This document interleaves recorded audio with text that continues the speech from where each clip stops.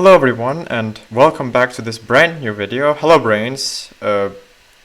What's going on here? Okay, I'm using too many YouTuber intros in this video.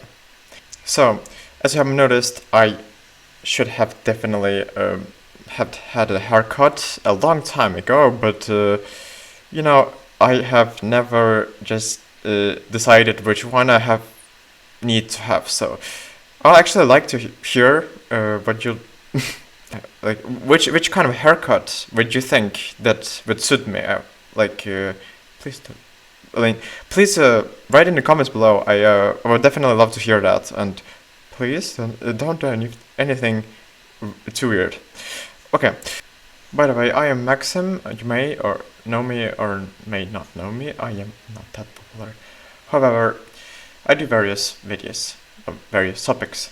Most notably, I've just covered a lot of videos regarding spreading awareness about the Ukraine humanitarian crisis situation, and this is, has been a lot of my mission on this channel. How I would like to continue this today is to react to Roman Abalin. Roman Abalin is a Russian citizen, actually, technically, and he moved to the West. You may or may not know him. He's known as NFKRZ publicly, but as far as I know, he lives in Portugal now. He immigrated to Portugal, probably some other countries beforehand. Initially, I moved to the city of Tbilisi in the country of Georgia, which became my new home for 2 years. First of all, I could not get a residency in Georgia because of my Russian passport, essentially. And after a bit of research and time, I decided that Portugal is going to be the country that I'm going to move to. Because I didn't want to come back to Russia, I actually first had to get a residency in the country of Serbia. And then in Serbia, I applied for the Portuguese visa. However, his effort to make a subjective stance from a Russian perspective, because he is born in Chelyabinsk, he's been raised there and he grew up there. Unlike me, I didn't even grow up in Ukraine. I don't have a perspective from Ukrainian. Technically, I have Ukrainian Ukrainian nationality, but I don't have the perspective of actual Ukrainian. I have never even been in Kiev, but that's, I shouldn't have said that. Oh my god, no, Ukrainians will kill me for that. Sorry. Anyway, so we are going to react to his video.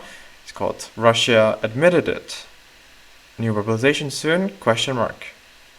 I hope you would enjoy this reaction video, and I think I have not seen this video. I have only seen some clips of this video. I have not seen the entire video, so I don't know what to expect exactly. So it is a genuine reaction, and I will try to put it as genuine as possible, because I hate when, to be honest, when people are reacting to a video and pretending they are reacting to it the first time, like doing this faces.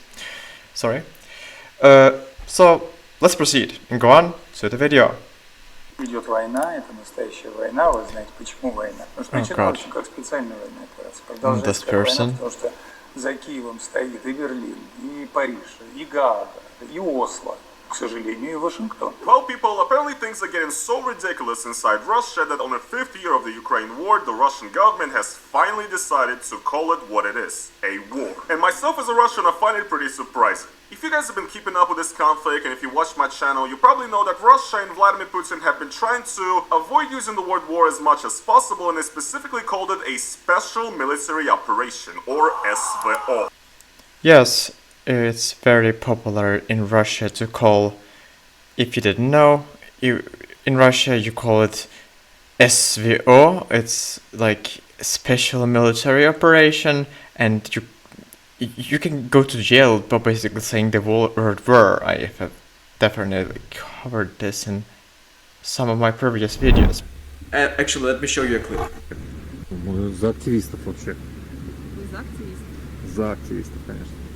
Я просто хотела спросить, как вы думаете, если здесь вот просто сказать 2 слова, меня за это сейчас арестуют или нет? Вас уже задерживают. They arrested her for just saying 2 words in Russian, like literal translation, 2 words. So of course Russia right now, well, acknowledges that war has happened officially recently. However, if the Kremlin says that the war has officially been recognized, it doesn't mean that you just can't get arrested for something so peculiar as this example, for instance. I hope, I would definitely benefit from another monitor. I don't know why I haven't connected another monitor for this reaction video, but I will definitely do it. Like, I literally have a monitor right here. It's just connected to my Xbox, so I'm editing my video, by the way. I'll also fix the shadows. I'll try to fix the shadows from the microphone and the lighting. So it's... Tell me how it goes. I think you have to start up somehow. By starting with this person called Dmitry Peskov. He is a Russian spokesperson and a very, very popular propagandist.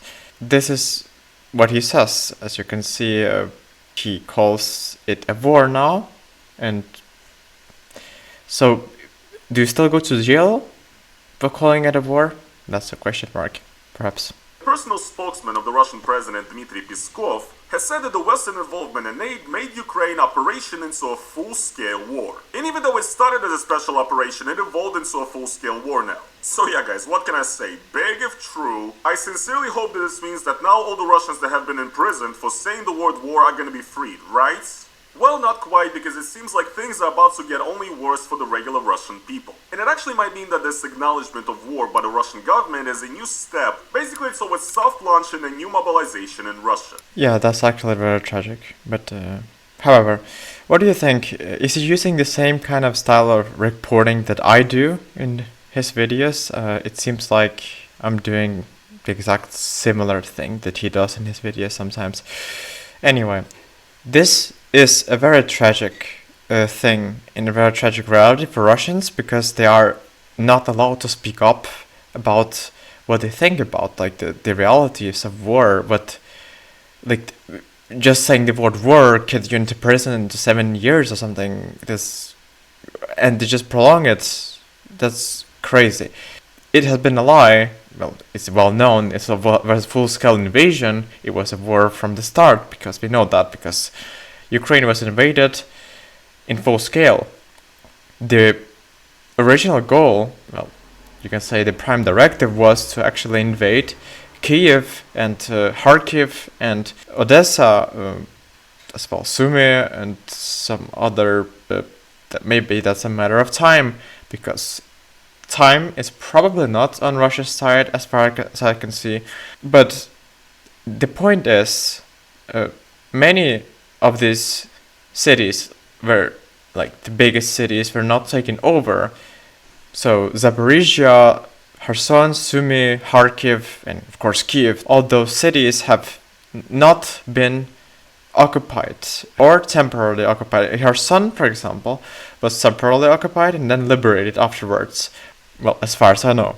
Hey people, it is your boy Roman, your favorite neighborhood Russian, and in this video, we're gonna talk about why there are more and more rumors floating around in Russia about a possible mobilization, and also in general, why Russia no longer wants to use the word special operation.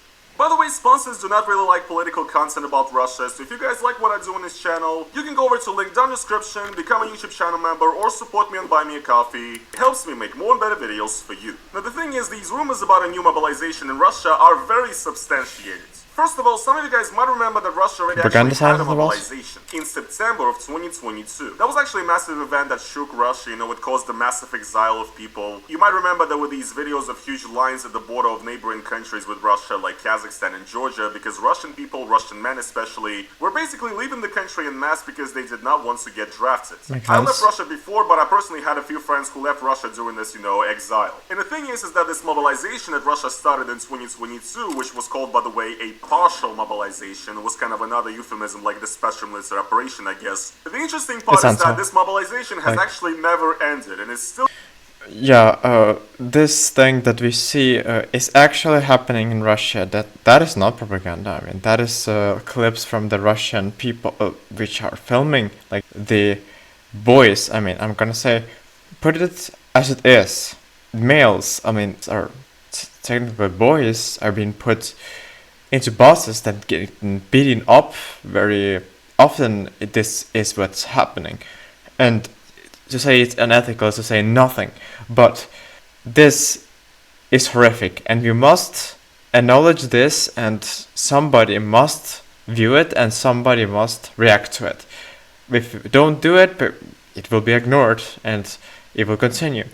This is called, well, bussification in some cases. In Ukraine, this is called bussification. I'm not sure what it's called in Russia, but mobilization in like this is awful. Like, going to be sent to Ukraine right away to the front lines. In Ukraine, they don't do those things. This is highly unethical. So there's definitely a very big difference in the regimes, as I said again. And in my opinion, a pretty concerning law that, shows that something's happening. Oh, and by the way, I also really concerning. like this quote right here Sure. from a member of parliament in Yekaterinburg saying that there is no reason for the people to panic. In the nearest time, I think there is probably not going to be a new wave of mobilization. Because, just like the leader of the country said, we have enough volunteers that are signing contracts and that are supporting our troops. Today, mass mobilizations they never have probably not volunteers. Incredible. Absolute cinema, guys. This is supposed to calm the Russian people down and calm down the citizens of Yekaterinburg. If anything, this is making me more worried, I understand why you would get worried about all this chaos happening in Russia, in the country you grew up in. And he frames it as, well, as chaos going on. And he also frames it as, interestingly, atrocious and, brilliant idiocy. This is the term for brilliant idiocy, for making laws so unresponsible and like this. Ironically, just look at this, like, this text. Oh, sorry. Look at this text showing that you're trying to systematize it all. Like, what the hell is that going? Like, you're admitting you are a malignant bureaucrat, right? Or what? Or am I just getting it wrong, maybe? So yeah, with things like these, there's more and more rumors every single day about a possible new mobilization in Russia. The panic is kind of rising. And this is actually not the only measure that Russia has now prepared to stop Russians from leaving the country and to get drafted into the military, basically. Because now, according to some reports, Russia apparently is planning a new law that is going to require exit visas for foreign travel. Which basically means that now you're going to have to ask the government for permission to let you out of the country. Now, once again, what's interesting is that for Russian men, this is already kind of a thing, basically, because a few years ago after the start of the war, Russia introduced a new law of electronic drafts, or electronic summons, which basically introduces restrictions on Russian men that are not serving in the army and are trying to avoid it. Even outside of the Ukraine war, Russia has always had mandatory military conscription for men. Every single man in Russia has to serve 1 year in the army unless he has some kind of way to avoid it, if they have health complications or some other reasons. Мобілізація до Збройних сил України під час воєнного стану не може бути добровільною чи примусовою. Це обов'язок громадянина, наголосив начальник управління персоналу штабу командування сухопутних військ Збройних сил України Роман Горбач. Він також прокоментував заяви про так зване примусове вручення повісток на блокпостах. Далі пряма мова.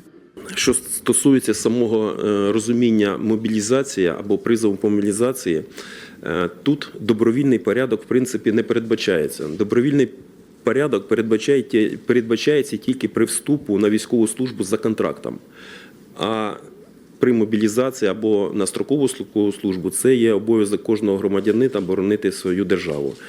А підкажіть ще, будь ласка, таке питання. Що буде з чоловіками, які підлягають мобілізації, яким, наприклад, вже є повістки, обяви, які виїхали за кордон незаконним способом? Значить, щодо військовозобов'язаних, які отримали повістки, якщо будуть виявлені факти, що вони виїхали за кордон незаконним способом, таким чином вони ухилилися від виконання свого обов'язку, від проходження військової служби.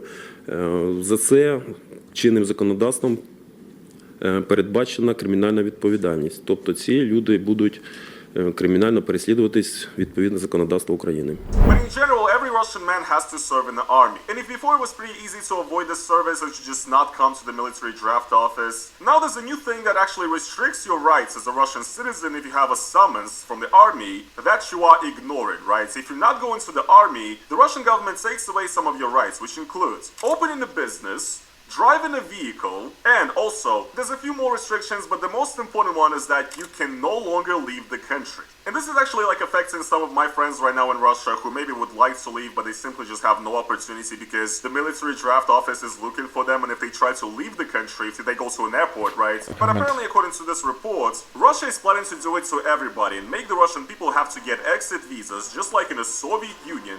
Oh my god, is this the Papers, Please reference? Called We Can Explain, Можем объяснить. In this report, they're citing like their sources and administration of the Very president accurate. and also the Russian diplomacy. He included the Papers, Please reference very accurately. And what can I say? The Russian propaganda is working, unfortunately. I've never played Papers, Please, but yes, very accurate. And also Ukraine also had this electronic system, which is in VLK or TTK offices, TTK or VLK, I think it is pronounced like this. And those territorial recruitment centers and the military medical commission, I think it's called, there are doctors who have cognitive biases. I have researched, as far as I know, that they try to get you in the army, like medical doctors who are trained to get you in the army and trained to overlook as many symptoms as possible legally. This is, and also a way of training which is highly unethical and highly discouraged. Of course, I condemn this, but I think medical doctors around the world, medical professionals, should also condemn this. It is a problem in Ukraine as well in Russia, but in Russia we can't do so much because we can't affect a dictatorship. We can affect a democracy, but not a dictatorship, like indirectly, like this. Thing, Russia does have a list of so-called unfriendly countries. I've actually already made a video List of this. of Russia basically has a unfriendly travel countries, advisory of where they course. say that every I Western know country, this every list. country of NATO I have not is read the actually list, super but dangerous Denmark for is Russian one of people them. to be in and so on. And if you're Russian, you shouldn't even dare to go to these scary Western countries. I can definitely attest to that. I'm here in Europe, living Scary in Portugal, chilling on the beach. My life is under constant threat by these Europeans, you guys. But yes, being serious, Russia does have a list of these countries that apparently now it's planning to ask people to get special visas, so approval from the government to go to. And also, you're apparently going to be able to only travel in groups of 10 or more, and you're going to be accompanied by an FSB agent that's going to be watching your every move and making sure you don't do anything illegal that will be banned in Russia. Oh my god, this is actually serious. Remember this. Much like the Soviet Union, that's actually what happened in the USSR back in the day. It was pretty difficult for the average person to travel outside of the Soviet Union. You did have to get approval from the government, basically, and also, yes, people this is mostly absolutely went to like the these countries Soviet on these Union. guided tours Yes, in absolutely groups. like it. And now apparently they're planning to bring it back. I mean, if you go into Spain, let's say, it is super dangerous and you should not be treading off the approved path. But if you go into like Serbia, it's cool. Because it's a friendly country, so you can go walk around on your own, freedom. But they're also pointing out here that even if you go to a friendly country with Russia, one that Russia considers friendly, right, you will still need an exit visa to leave the country anyway. There you go. I guess if you guys trust Russian officials, that's all the proof you need, but I personally don't, because they lie all the time, right? And has promised to not introduce exit visas to Russians. Another spokesperson of the ministry said that we're not planning to introduce any restrictions, and according to him, the right to leave Russia is guaranteed by the Article 27 of the Constitution. And here's ironically, Lavrov has announced if the person is under suspicion or is being accused of a crime, which once again also does not make me really reassured because to be or not to be, yeah, like ironically, there's like Lavrov is like also another spokesperson. I can't remember. He's a statesman. I have no idea. He's definitely a foreign agent, as foreign spokesperson as well. And ironically, he's introducing like a new Iron Curtain after this article. And here's ironically, Lavrov has announced which says that no, there's not going to be any changes. There's not going to be anything you should be worried about. There's not going to be any restrictions, but there's going to be an iron curtain. The next article, literally popping up here. Yeah, pretty obvious, but USSR propaganda, very alike, and I know this because my parents have faced exactly this.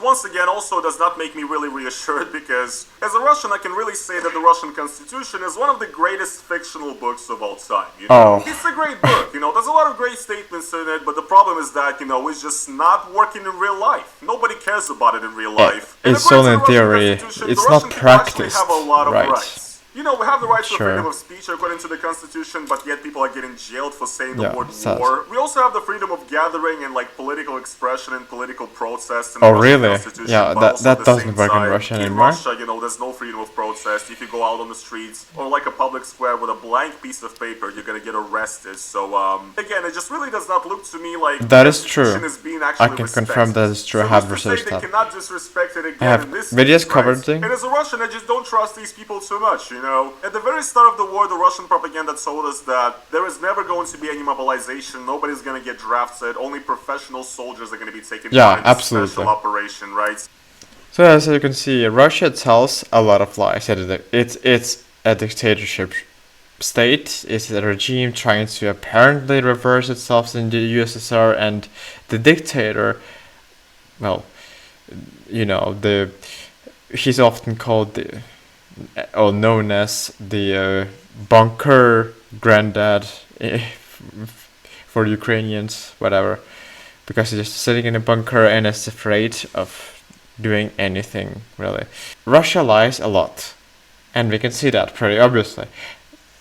Through Roman's demonction, Roman's actually absolutely obliterating the Russian propaganda here. He's actually obliterating.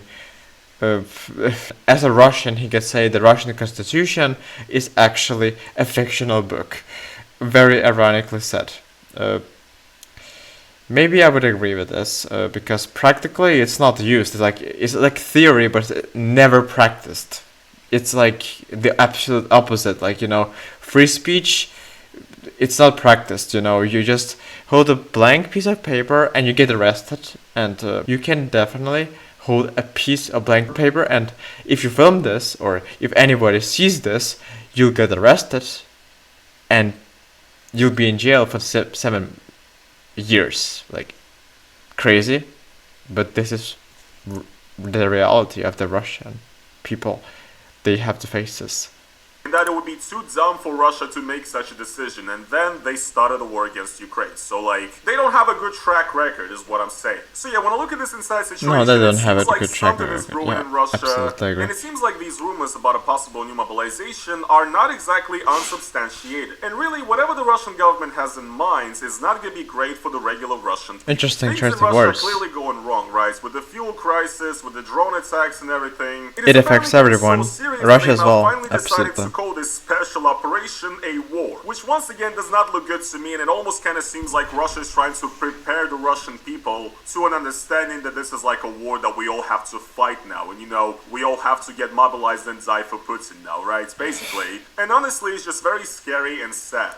And just as always, the regular people that actually do not have any say in anything, who do not decide anything, they're gonna be the ones who are gonna pay for the stupid decisions of the elites. So yeah, I guess let's watch and see what happens. Right before the war in Ukraine started, pretty much nobody believed it's gonna start as well. And I was in denial too. I was like, no way it's gonna happen, man. Come on, that's too ridiculous. But guess what? It happens. Even though I did not want it, it still happened, right? So, same exact thing with this mobilization, really. You can think that it might not happen, that it's unlikely to happen, but at this point, in Vladimir Putin's Russia, anything is possible. And as always, I can see how Yeah, this like is in a Trump's great America. benefit for the Russian I like. people. Vladimir Putin the best, Goida. Anyways, people, I guess that is going to be What? pretty much it for today's video, though. If you guys I didn't enjoyed it, as understand always, what please the make last sure to phrase. slap the like button on it. And also, if you guys want to support us additionally, that is financially, go over to the link down in the description, Yeah. become a YouTube channel.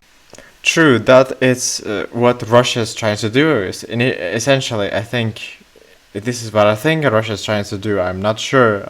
Maybe war analysts would think something similar like this, but Russia is trying to prepare people to fight in this war because you're calling this war, and now this is more fair. Apparently, it's like more fair. It's not like it's not getting more fair just because you call it what it is. It's just because now you can make a full mobilization, and you have the authority, not only the authority to do it, but also have like the people would perhaps understand. Maybe they wouldn't understand it at all, but this is what Putin wants people to understand, that it's good dying in Ukraine for it's tragic, but for Russian, but the motherland has to say, sorry, what they preach. But please choose not to. Please avoid the draft and any circumstances if you are Russian watching this video. I'm not judging people based on nationality. I don't endorse Russophobia as I'm actually reacting to a Russian person, so technically I will endorse people to respect everyone regardless of their nationality. We should look at everyone individually, which is a very, very important point. And yes, get Roman as much support as possible. I think it's very important for him, as it's also important for me, as if he keeps posting this kind of inspiring content and he keeps the mission ongoing, let's say. So as we get this mission ongoing, I would like to say, like, I would announce more videos coming up. I have music videos coming up. I will continue to do a lot of content on my YouTube channel as well, and continue this mission about spreading awareness about the humanitarian crisis in Ukraine and occasionally in Russia. And so I hope you enjoyed this video, and brand new videos are coming up, remember that. So see you soon, I hope, in the next video. Bye bye.